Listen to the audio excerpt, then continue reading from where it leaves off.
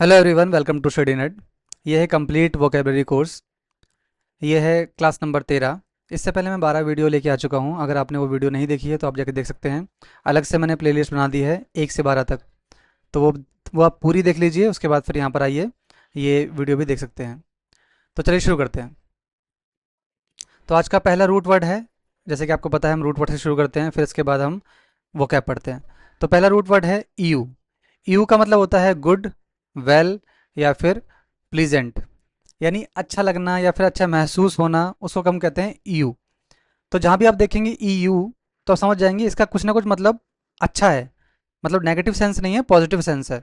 Okay. जैसे आपने एक वर्ड देखा होगा MAL, है ना। तो जहाँ भी ये वर्ड होता था उसका मतलब क्या है? नेगेटिव है ना। जैसे कि मेरा डिक्शन। ओके। तो यहाँ पर जहाँ पर आप यू देखेंगे तो समझ जाएंगे इसका मतलब कुछ ना कुछ पॉजिटिव है। तो जब आप एग्जाम में क्वेश्चन सॉल्व करेंगे तो आप समझ जाएंगे ये पॉजिटिव वर्ड है और इसका जो एंटोनिम होगा वो नेगेटिव होगा। तो चलिए शुरू करते हैं। पहला वर्ड है यूलॉजी। यूलॉजी का मतलब होता है speech, writing that impress that praises someone और समथिंग, यानी एक ऐसा ऐसा बोलना किसी के बारे में, प्रेज करना, प्रशंसा करना किसी के बारे में। तो वो होता है यूलॉजी, किसी के बारे में अच्छा बोलना, है ना। किसी के बारे में बैक बाइट नहीं करना, किसी के बारे में उल्टा सीधा नहीं बोलना, बल्कि अच्छा बोलना, उसको कहते हैं यूलॉजी। ओके। दूसरा है यूफोनी। इसमें दो वर्ड हैं। यू का मतलब अच्छा, और फोन का मतलब होता है फोनी, या फोन का मतलब होता है साउंड, यानी एक अच्छा साउंड, जो स्वीट साउंड, जो आपको अच्छा लगे, मधुर लगे। जैसे कि आपकी गर्लफ्रेंड की वॉइस जो आपको बहुत ही अच्छी लगती है ना। तो आपकी गर्लफ्रेंड की वॉइस कैसी है या फिर आपके बॉयफ्रेंड की वॉइस कैसी है? यूफोनी। और जब लड़ाई हो जाती है तो वो कैसी वॉइस बन जाती है? कैकोफोनी, यानी वो बहुत बेकार लगती है कि जाओ जाओ यहाँ से, मुझे बात मत करो, है ना। तो यूफोनी का मतलब क्या होता है? प्लीजेंट या फिर स्वीट साउंड। फिर थर्ड है यूफेमिज्म। यूफेमिज्म का मतलब क्या होता है? A way of saying unpleasant thing in a pleasant way. इसको समझिएगा ध्यान से। मान लीजिए मैं बोलूँ कि किसी के घर में कोई मर गया है, और या फिर मैं किसी को बोलूँ, इसी बात को ऐसे बोलूँ, उसके घर में देहांत हो गया है, या फिर उसके घर में कोई गुजर गया है। बात सेम है लेकिन बोलने का तरीका अलग है। जब हम किसी अनप्लीजेंट थिंग को अच्छे तरीके से बोलते हैं तो उसका मतलब होता है यूफेमिज्म। ओके। आप देखेंगे ज़्यादातर ये पॉलिटिकल जो लोग होते हैं या फिर जो नेता होते हैं, ये उसमें ज़्यादा इस्तेमाल किया जाता है। गलत बात को, गलत चीज़ को, अनप्लीजेंट थिंग को अच्छे तरीके से बोलना दिखाते हैं। वो होता हमारे लिए गलत ही है लेकिन वो अच्छे तरीके से बोलते हैं। तो इस तरीके से इसका इस्तेमाल किया जाता है। ठीक है। किसी भी गलत बात को या फिर गलत शब्द को, या फिर कहें तो या फिर कहें तो जो बुरे शब्द को एक अच्छे तरीके से बोलना यूफेमिज्म होता है। फिर है यूफोरिया। यूफोरिया का मतलब क्या है? स्ट्रॉन्ग फीलिंग और ऑफ हैप्पीनेस, मतलब अच्छा लगना मन को। अच्छा, मान लीजिए पहाड़ में घूम रहे हैं, जैसे कि आप ये वीडियो इस चित्र में देख सकते हैं। पहाड़ में घूम रहे हैं, नदियाँ देख रहे हैं, झरने बह रहे हैं, तो आपको देख के अच्छा लगेगा। A strong feeling of happiness, euphoria.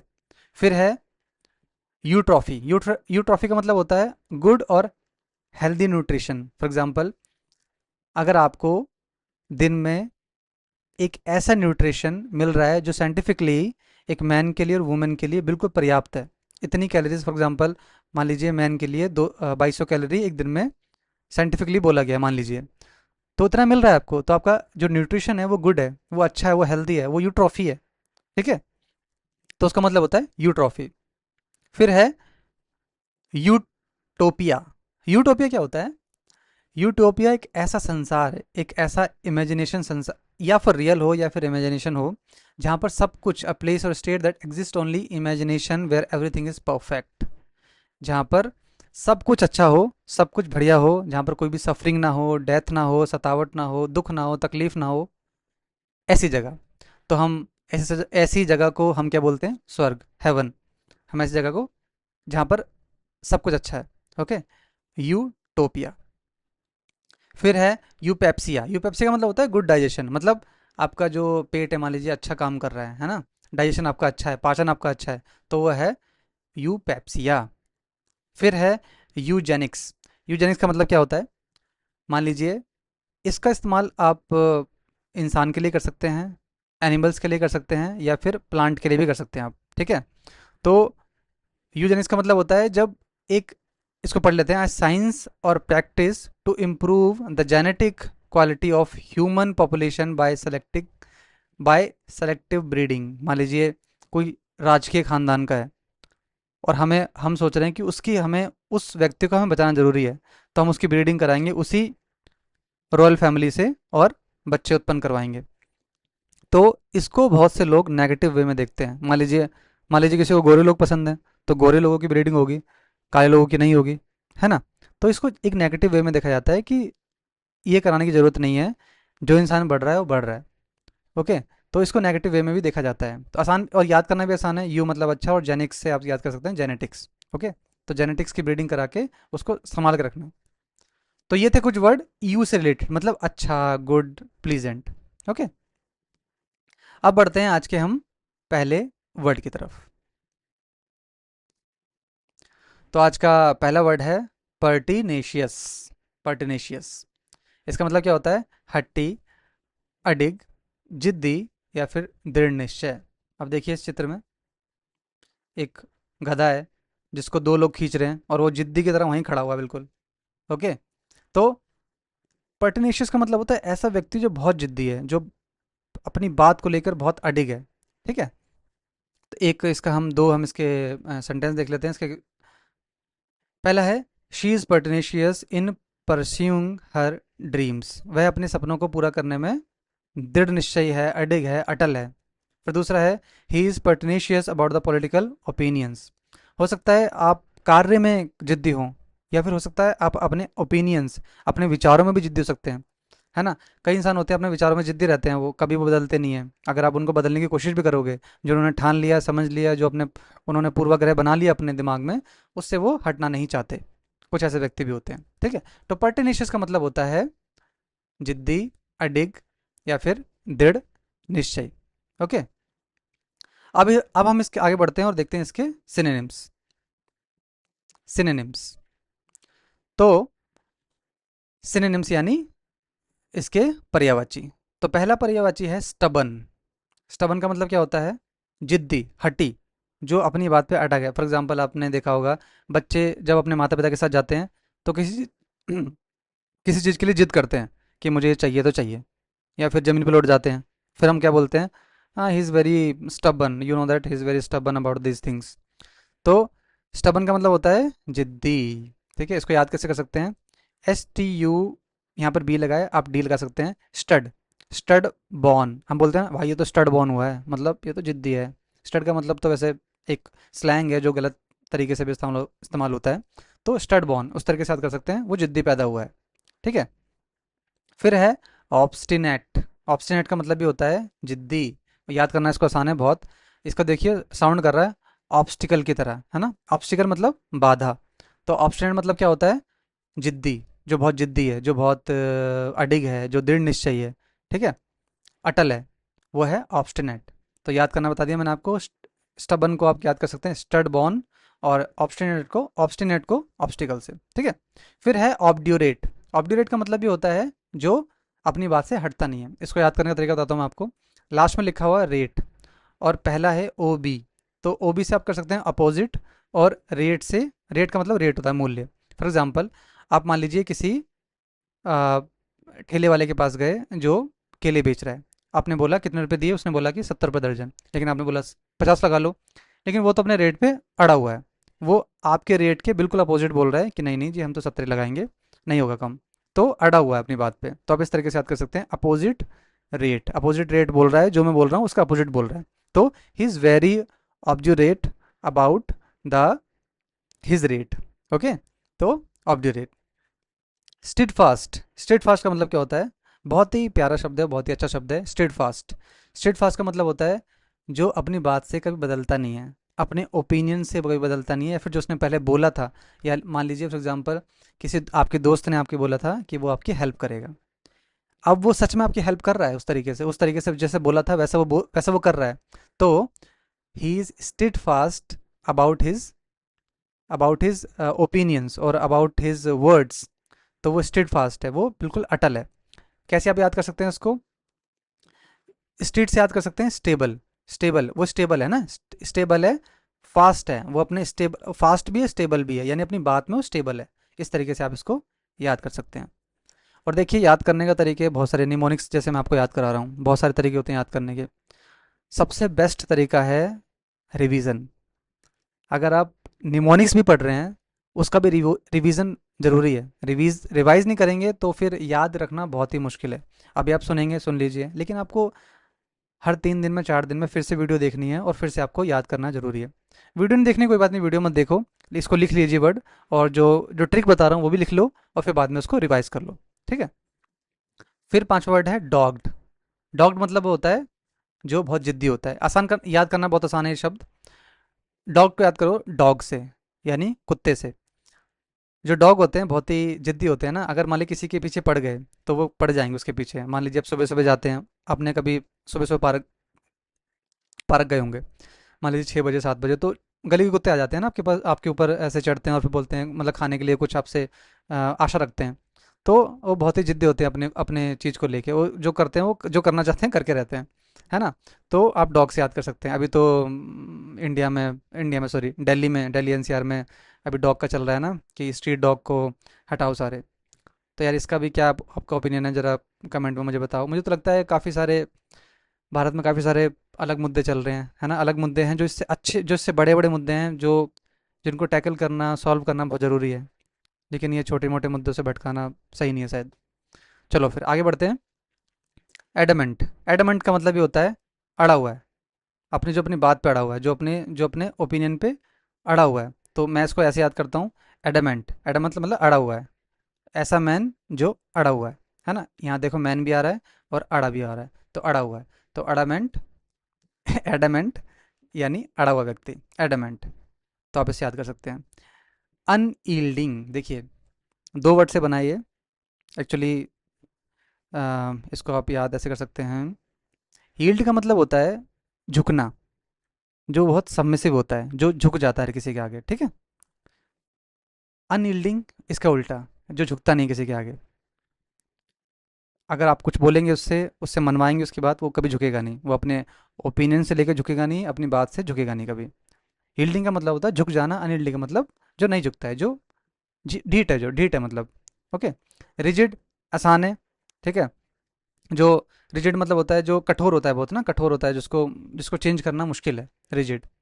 Resolute, resolute भी आसान है। क्यों आसान है? क्योंकि आप हम सब 1 जनवरी को अपना रेजोल्यूशन बनाते हैं ना, रेजोल्यूशन बनाते हैं 1 जनवरी को, ठीक है।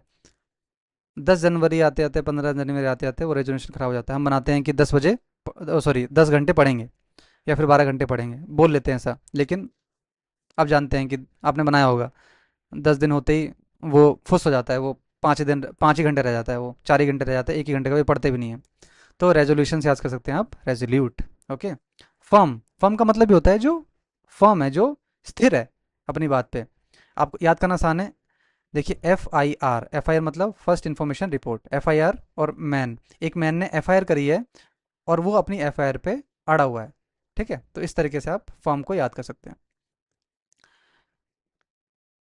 फिर है डिटरमाइंड।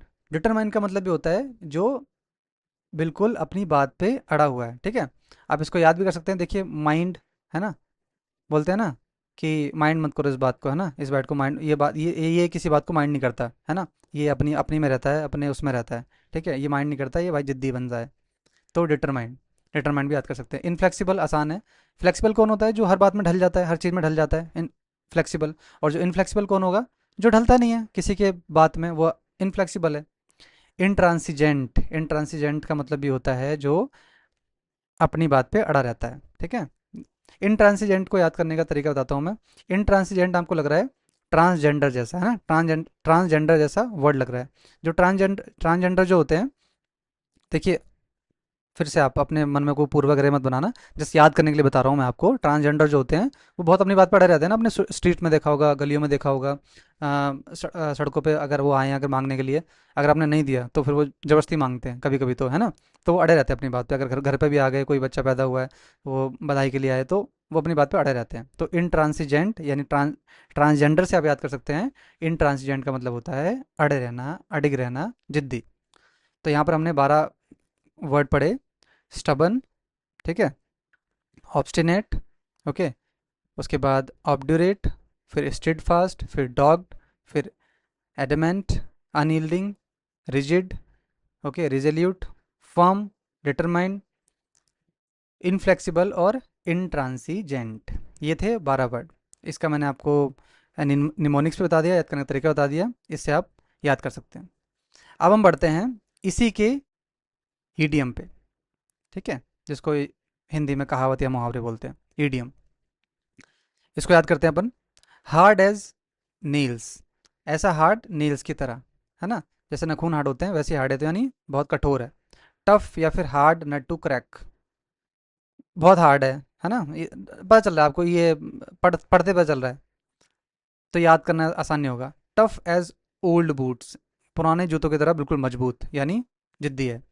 डिग योर हील्स इन, आपके हील्स को अंदर गाड़ दो, है ना, और जो मुश्किल है, जो गाड़ना मुश्किल है, अगर गाड़ दिया तो वो अड़ा रहेगा, मतलब अपनी जगह स्थिर रहेगा।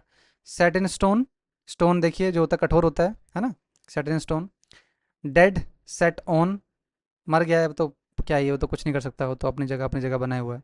फिर है पिग हेडेड या फिर बुल हेडेड। बुल हेडेड मतलब मान लीजिए आप जो बुल है उसका जो सर है बहुत मजबूत है ना, कठोर है बिल्कुल, वो हटता नहीं है, तो यानी या फिर पिग हेडेड या फिर बुल हेडेड मतलब वही है, जो बहुत कठोर है या फिर बहुत हड्डी है, बहुत जिद्दी है।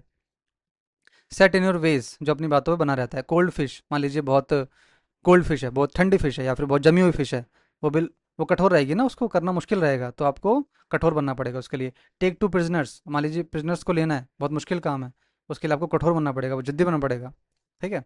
तो ये थे एडियम्स। फिर हम पढ़ते हैं इसके एंटनिम्स, यानी इसका विपरीतार्थक शब्द, इसके विलोम शब्द, वो देख लेते हैं हम। अच्छा, अगर कोई व्यक्ति बहुत कठोर है, बहुत जिद्दी है, बहुत अड़ा हुआ है अपनी बात पे, तो उसका उल्टा क्या होगा? उसका उल्टा वो होगा जो आज्ञाकारी है, जो अधीन है, जो विनम्र है, जो झुकने वाला है, जो सारी बातें मान लेता है बिना किसी आ, तू तड़ाक के या किसी बिना बात के मान लेता है आपकी सारी बात, तो वो है, क्या है वो? उस जस्ट पर्टिनेशियस का उल्टा है। पहला है डोसाइल। डोसाइल का मतलब क्या होता है? बहुत विनम्र व्यक्ति, बहुत आज्ञाकारी व्यक्ति जो मान लेता है। इसको याद कैसे करेंगे? डॉक, और लास्ट में है आई एल ई। डॉक का मतलब डॉक्यूमेंट, और आई एल ई से आगे लगा दे फाइल, है ना, फाइल जैसा लग रहा है ना। तो आप मान लीजिए आपका बॉस बोला ये डॉक्यूमेंट सारे फाइल में डालो, आपको डालने पड़ेंगे ना, है ना। तो मान लीजिए आप काम करते हैं, आपको डालने पड़ेंगे, तो यानी आप आज्ञाकारी हैं, आपको बातें माननी पड़ेंगी। सबमिसिव आसान है, सबमिट होना, ठीक है। सब सर्वियंट भी आसान है, सर्वेंट आ रहा है इसके अंदर, तो आप ये आराम से याद कर सकते हैं उसको, सर्वियंट, है ना, सब सर्वियंट, ओके। फिर है कंप्लेंट। कंप्लेंट भी एक तरह का, इसको आप पूरी तरीके से तो ये इसका एंटोनिम नहीं है, लेकिन इस कई कई बार इसको आप एंटोनिम की तरह मान सकते हैं। फॉर एग्जांपल कंप्लेंट, जैसे कई बार इसको नेगेटिव तरीके से देखा जाता है कि कई व्यक्ति होते हैं जो बार बार कंप्लेंट करते हैं, हर चीज़ में कंप्लेंट होते हैं। जैसे फॉर एग्जांपल, भाई मेरे पास मान लीजिए पढ़ाई के लिए फॉर एग्जांपल बोलता हूँ, मेरे पास वो हार्ड कॉपी नहीं थी इसलिए पढ़ नहीं पाया, मेरे पास वो सॉफ्ट कॉपी नहीं थी इसलिए पढ़ नहीं पाया, मेरे को ये दिक्कत थी मैं पढ़ नहीं पाया, मेरे पास वो अच्छा लैपटॉप नहीं था इसलिए मैं पढ़ नहीं पाया, मेरे पास आईपैड होता तो मैं पढ़ लेता। तो बहुत चीज़ में कंप्लेंट रहते हैं, लेकिन कई लोग जो होते हैं कंप्लेंट नहीं करते, जो उनके पास स्टडी मटेरियल रहता है उसी से पढ़ के वो एग्ज़ाम निकालते हैं, है ना। तो हमें भी जीवन में कंप्लेंट ज़्यादा नहीं करनी चाहिए। देखो, कंप्लेंट करना भी ज़रूरी है, लेकिन मैं आपको नेगेटिव वे में बता रहा हूँ, हर चीज़ में कंप्लेंट करना जायज़ नहीं होता, तो इसको आप नेगेटिव वे में भी देख सकते हैं। प्लाइबल, प्लाइबल का मतलब भी होता है जो व्यक्ति आसानी से बातें मान लेता है, झुकने वाला है, विनम्र है। आप इसको याद कर सकते हैं। पी मतलब याद कीजिए पर्सन, और लाइबल से याद कीजिए लाइबिलिटी। मान लीजिए किसी पर्सन के ऊपर लाइबिलिटी चढ़ी हुई है, लाइबिलिटी चढ़ी हुई है, तो यानी वो तो हर किसी की बात मानेगा ना, वो झुकेगा, वो मानेगा। मान लीजिए किसी ने उधार ले ली, किसी का उधार लिया हो उसने, उसको बात माननी पड़ेगी। तो अगर किसी पर्सन ने उधार लिया हुआ है तो उसको सारी बात माननी पड़ेगी, प्लाइबल, ओके। सपल, सपल याद कर सकते हैं आप सप्लाई से। मान लीजिए सप्लाई आपको पूरी करनी है, मान लीजिए आपका एक गोडाउन है, ठीक है, और आपको सप्लाई पूरी करनी है, तो जल्दी पूरी करनी पड़ेगी, आपको झुकना पड़ेगा। वो मान लीजिए बोलेगा अभी तक सप्लाई नहीं हुई, क्या बात है, तो आपको बोलेगा सर सर हाँ जल्दी सप्लाई कर रहा हूँ, मैं सप्लाई कर रहा हूँ, तो यानी आपको झुकना पड़ेगा। और सप्पल आप चप्पल से भी याद कर सकते हैं। चप्पल कैसी होती है? लचीली होती है, तो यानी एक व्यक्ति जो लचीला होता है, जो हर चीज़ में फ्लेक्सिबल होता है, हर चीज़ में ढल जाता है, जो आसानी से ढल जाता है, ज़्यादा कठोर नहीं होता।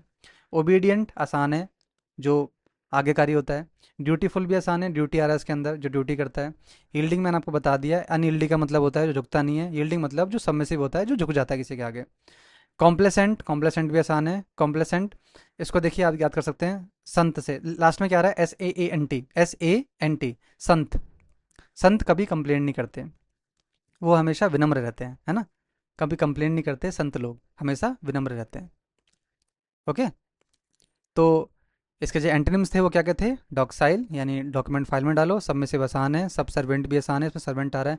कंप्लेंट मत किया करो जीवन में। प्लाइबल, ऐसा पर्सन जिसने लाइबिलिटी ले रखी है यानी झुका हुआ है। सपल, चप्पल या supply. Obedient, dutiful, yielding, unyielding. और कॉम्प्लेसेंट, संत कभी कंप्लेंट नहीं करते। ओके। अब इसके ईडियम के हम कुछ इस एंटोनिम के कुछ हम ईडियम देख लेते हैं। यानी आज्ञाकारी, अधीन, विनम्र, झुकने वाला, बात मानने वाला। इसके क्या क्या इडियम्स हो सकते हैं। पहला है टो द लाइन, है ना। तो लाइन मान ली, टो तो मतलब होता है ना आपको, जो छोटी उंगली होती है ना, जो हाथ की छोटी उंगली होती है, पैर की छोटी उंगली होती है। तो उसका मतलब होता है टो द लाइन, मतलब लाइन खींचो, उस लाइन, उस छोटी छोटी छोटा सा, जो छोटी उंगली होती है बड़ी आज्ञाकारी होती है ना, हर चीज़ में इंसान छोटा होता है, आज्ञाकारी होता है, ऐसे आप याद कर सकते हैं इसको। डांस टू समवंस ट्यून, किसी के ट्यून पे नाचना, तो यानी आप उसके अंडर काम कर रहे हैं, नाचना पड़ेगा। अंडर समवंस थंब, यानी किसी के बोझ तले दबे हुए हैं, है ना, तो यानी आप आज्ञाकारी हैं, बात माननी पड़ेगी। बैंड ओवर बैकवर्ड्स, यानी आप झुके हुए हैं, है ना, बेचारे लाचार हैं। At someone's beck and call, किसी का कॉल आया, किसी को झुकना पड़ेगा आपको, इस तरीके से आप याद कर सकते हैं। At someone's beck and call. Okay. तो इस तरीके से आप ये याद कर सकते हैं सारा। तो हमने रूट वर्ड भी देख लिया, ठीक है, एंटोनिम एक वर्ड देख लिया, और उसका एंटोनिम देख लिया, और एडियम्स भी दोनों के देख लिए। तो ये थी भाई 13वीं क्लास। इसके बाद आएगी 14वीं क्लास। मुझे बताना भाई ज़रूर कैसी आपको क्लास लगी। अच्छी लगी है तो लाइक कर दो, नहीं अच्छी लगी है तो कमेंट में बता दो क्यों अच्छी नहीं लगी है, क्या मैं और इम्प्रूव कर सकता हूँ, फिर इम्प्रूवमेंट के साथ दोबारा आऊँगा। मैंने आप इसमें बहुत सारी इमेजेस भी लगाई हैं, बहुत सारे निमोनिक्स भी आपको बताए हैं, ताकि आपको अच्छे से याद हो जाए। एक दो बार वीडियो देखेंगे आपको सारे के सारे अच्छे से याद हो जाएंगे। तो लाइक कर दो, चैनल को सब्सक्राइब कर दो। मिलते हैं नेक्स्ट वीडियो में। Good bye.